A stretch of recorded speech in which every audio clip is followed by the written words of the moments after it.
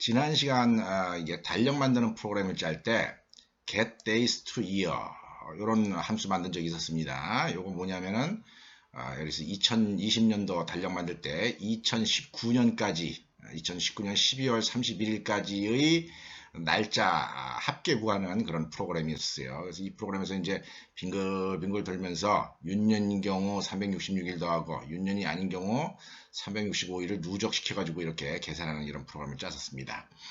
우리가 보통 프로그래밍을 할 때 잔머리를 좀 많이 굴려야지 돼요. 잔머리를 굴려서 어떻게 하면 좀 효율적으로 일 처리를 할까, 그런 점을 좀 이렇게 생각을 좀 열심히 해가지고 프로그램 좀 빨리 작동되도록 프로그램 짜는 게 좀 나름대로 중요한 기술입니다. 그래서 요거 get days to year를 할 때 좀 더 간단하면서 아주 심플하게 이 날짜 구하는 법을 한번 내가 설명을 하도록 하겠습니다. 자, 우리가 365, 365, 365, 366 막 이런 식으로 더해 나갈 때 잘 보면은 요 365가 어떤 의미를 갖느냐? 어떤 의미를 갖느냐면은 365는 7의 배수에다가 한 개 남는 그런 숫자입니다. 자, 무슨 말이냐면은 365라고 하는 숫자는 7 곱하기 52 더하기 1에 해당하는 숫자다 하는 거죠. 7 곱하기 52를 하면 364고 그 다음에 더하기 2를 하면 365가 된다 하는 얘기예요. 그러니까 365를 7로 나눈 나머지를 구해라 라고 하면 1이라고 하는 값이 구해진다 하는 겁니다. 우리가 이렇게 계속 그 날짜들을 누적하는 이유가 뭡니까 도대체? 이 이유가 날짜의 총수를 세는 것이 목적이 아니죠. 그죠? 날짜의 총수를 세는 게 목적이 아니라 월화수목금토일 결정하려고 이 덧셈을 갖다가 하는 건데, 결국 7의 배수인 경우에 7의 배수에 해당하는 값은 별로 월화수목금 그 날짜 구하는데 별로 중요성이 없다 하는 겁니다. 365일을 갖다 1이라고 생각을 하고 거기다가 플러스 1, 이제 2년 1월 1일 플러스 1 하면 2라고 하는 숫자가 되기 때문에 2년 1월 1일은 화요일이 될 겁니다. 그죠? 화요일이 되고 3년 1월 1일은 수요일이 될 테고 이런 식으로 될 거예요. 그래서 결국 365라고 하는 숫자를 다 누적할 필요 없이 그냥 한 해마다 일씩 더하는 식으로 숫자를 계산해 주면 됩니다. 그러니까 만약에 2019년이라고 하면 무조건 365일은 넘어가니까 2019라고 하는 그냥 그 연도를 그냥 숫자로 이용하면 된다는 거죠. 그런데 이제 문제는 뭐냐면 366일이 있는 윤년인 경우에는 1이 아니라 2가 되지 않습니까? 그러니까 4의 배수일 때마다 4의 배수일 때다가 2를 하나 더 더해줘야지 돼요. 자, 그래서 그런 계산을 어떻게 할 수 있냐면은 아주 간단하게 이렇게 할 수 있다 하는 겁니다.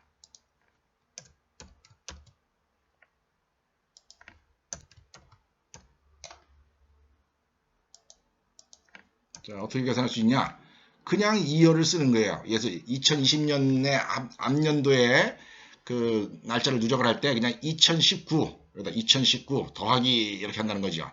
그 다음에 2019를 4로 나누게 되면은 4의 배수의 개수만큼이 나오게 됩니다. 4의 배수의 개수만큼이 나오게 돼가지고 요 윤년의 개수라는 거죠. 윤년의 개수를 갖다가 플러스를 해주게 되면은 요게 윤년은 2일로 계산이 돼가지고 4의 배수인 년도는 2일로 계산이 돼가지고 날짜에 이제 합이 구해지는 거예요. 그런데 문제는 뭐냐면 이제 100의 배수인 경우는 윤년이 아니기로 했으니까 100의 배수일 때는 또 빼줘야 된다는 거죠. 2열을 100으로 나눠서 빼줘야 된다는 겁니다. 이게 2019년도인 경우에는 뭡니까? 20이라고 하는 숫자를 또 빼줘야 된다는 거죠. 왜냐하면은 100년도, 200년도, 300년도, 400년도 요거는 윤년이 아니기 때문에.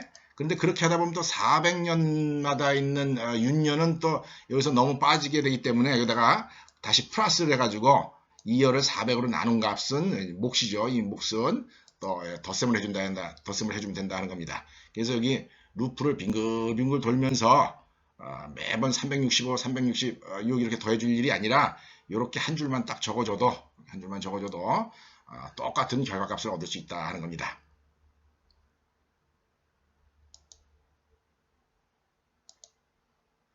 컴파일하고 그 다음에 캘린더 6월 2020. 자, 이렇게도 똑같은 좀 이 방법이 좀 더 효율적으로 누적된 연도의 수를 이용하는 그런 방법이다 하는 겁니다. 자, 그 다음에 기왕에 이제 마지막 동영상을 찍는 김에 내가 이제 수업 시간에 컨티뉴문은 별로 중요하지가 않기 때문에 뭐 다음 기회에 설명을 하겠습니다 라고 얘기를 했는데 기왕에 마지막 동영상 찍으면서 시간이 좀 남으니까 컨티뉴문을 갖다가 여러분들한테 소개를 하도록 하겠습니다.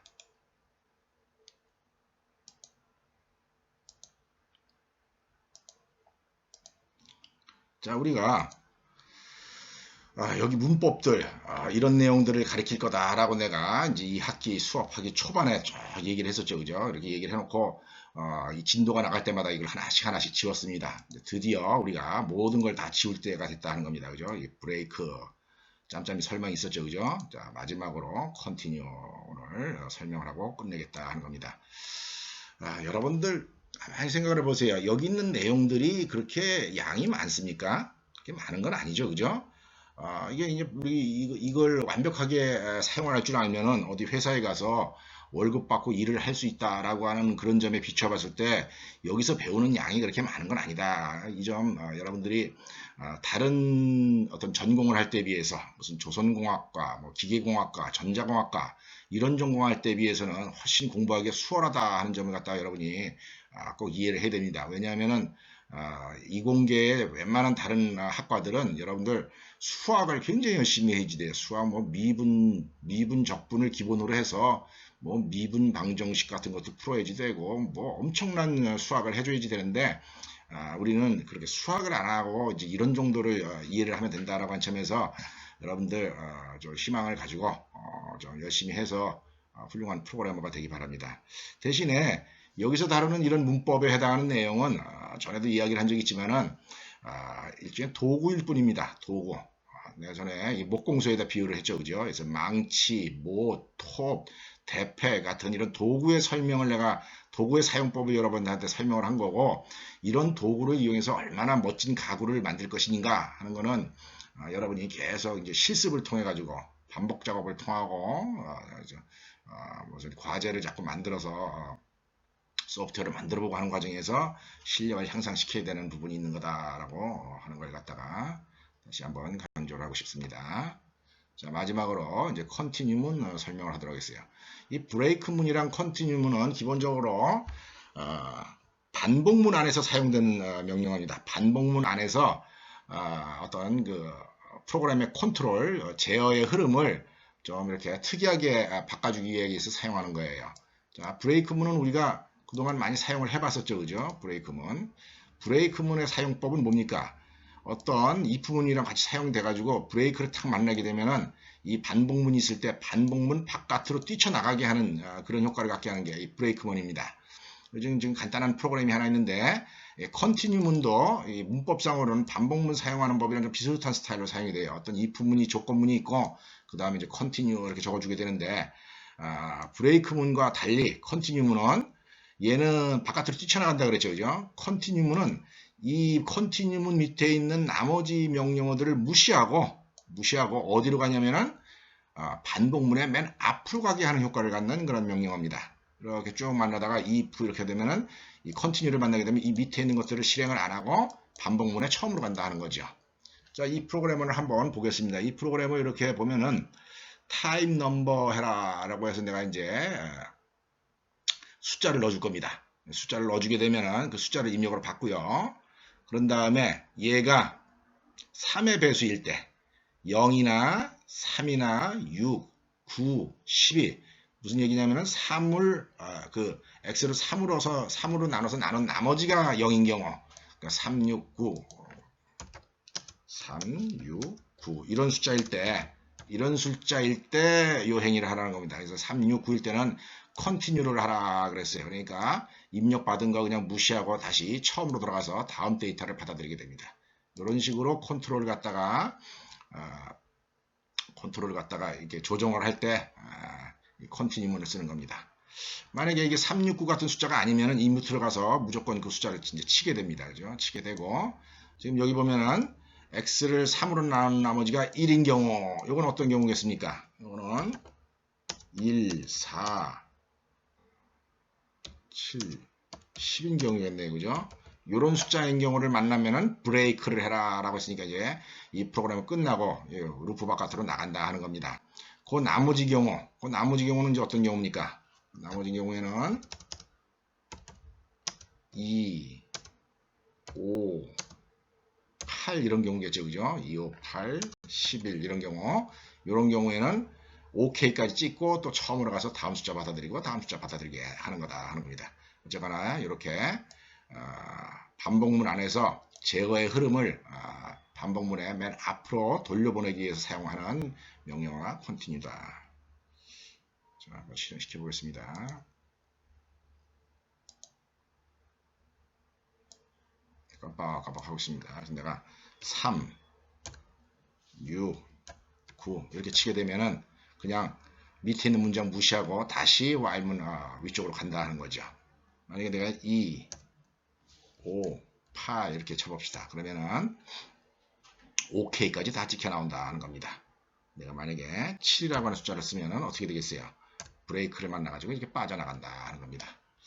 어쨌거나 이런 식으로 사용하는 건데 보통 나는 이 프로그램 이렇게 할 때 별로 이 컨티뉴문을 잘 안 씁니다. 잘 안 쓰고 보통 어떻게 하냐면 이제 이게 아닐 때 여기 괄호 열고까지 이 문장을 실행시키기에 컨티뉴문 이건 만약 컨티뉴문을 안 쓰고 이 똑같은 일을 하려면 어떻게 하면 되겠습니까? 그냥 이 품을 갖다가 좀 평범하게 사용을 하면 되겠죠, 그죠? 예를 들어서 나 같은 경우는 지금 똑같은 일을 하기 위해서 어떻게 하냐면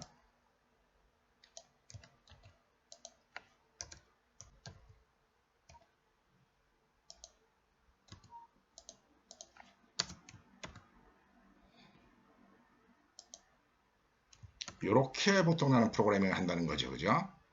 이게 3의 배수일 때 앞으로 가라 그랬으니까 나는 앞으로 가는 걸 별로 안 좋아합니다. 그래서 그냥 3의 배수가 아닐 때 얘네들을 갖다가 여기에서 실행을 해라. 이렇게도 조금 전에 컨티뉴문을 썼을 때랑 똑같은 효과를 얻을 수가 있어요. 그죠? 그래서 이런 컨티뉴문이 있는데 예제 프로그램에서도 잘 등장을 안 하고 아주 특이한 경우에만 사용을 하는 그런 명령어입니다. 자, 어쨌거나 이렇게 해서 내가 C랭귀지에서 여러분들한테 가르치고자 했던 모든 문법이라든지 그냥 프로그래밍 테크닉들 이제 다 가르쳐 줬습니다. 이런 지식을 기반으로 해서 여러분들 유능한 프로그래머가 되기 위해서 열심히 노력하기 바랍니다.